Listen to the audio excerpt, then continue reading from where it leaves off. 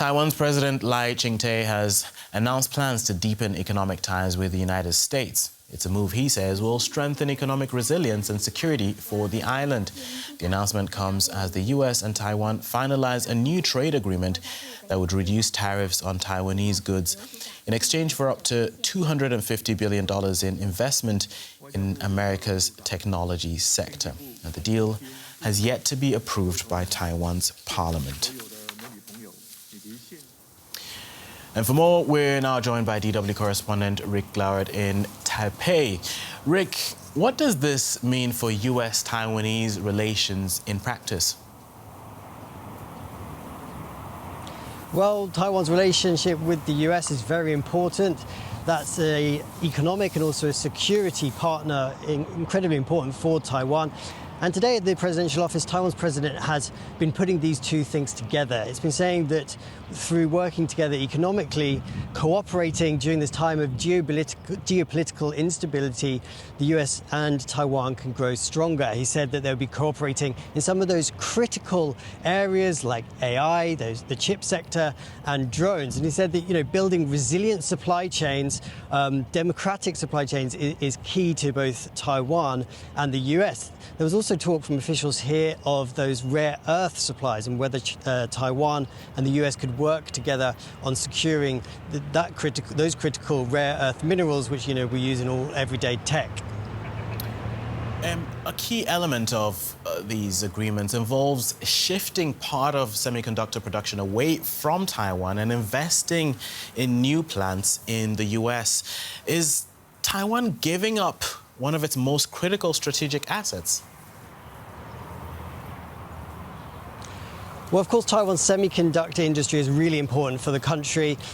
Most of the most sophisticated chips are made here in Taiwan, and it's important, both a big part of the country's economy, but also for its security. The fact that all of these really crucial chips and that Taiwan is so integrated in the technology supply chain is one of the things that many people think keeps Taiwan safe. So there has been some pushback, particularly by political parties, by opposition parties, against this plan to be moving, developing more production chip fabs, TSMC, Taiwan Semiconductor manufacturing company, chip fabs outside of Taiwan.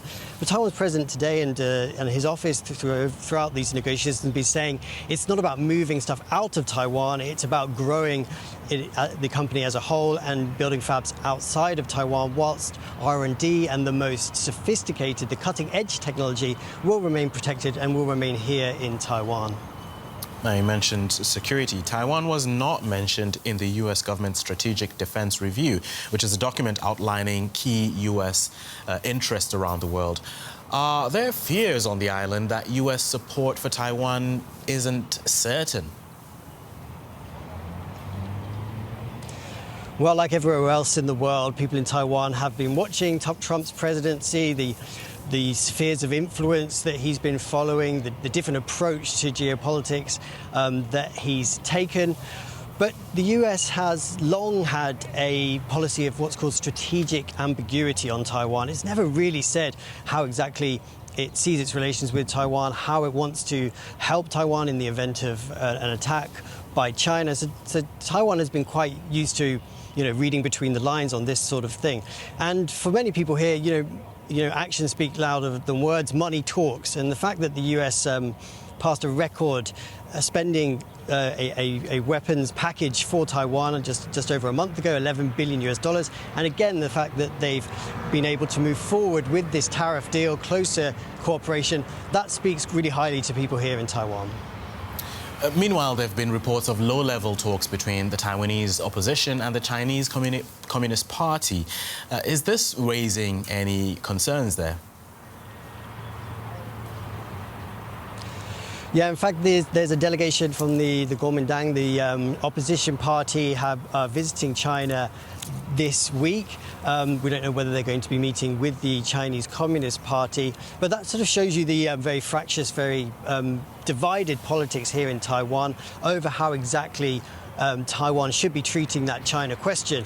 The ruling party, the government here in Taipei, says, that there should be strength through deterrence, that Taiwan needs to have stronger relations with the US, it needs to buy more weapons, it needs to spend more on defense to deter China, whilst others, like the opposition party, say that dialogue is key and that they don't see a problem with being, going and communicating with China. This morning, the president here said that he also has no problem speaking with China, but that it should be on an equal footing. Right. DW's East Asia correspondent Rick Glauert from Taipei, thank you for speaking to us.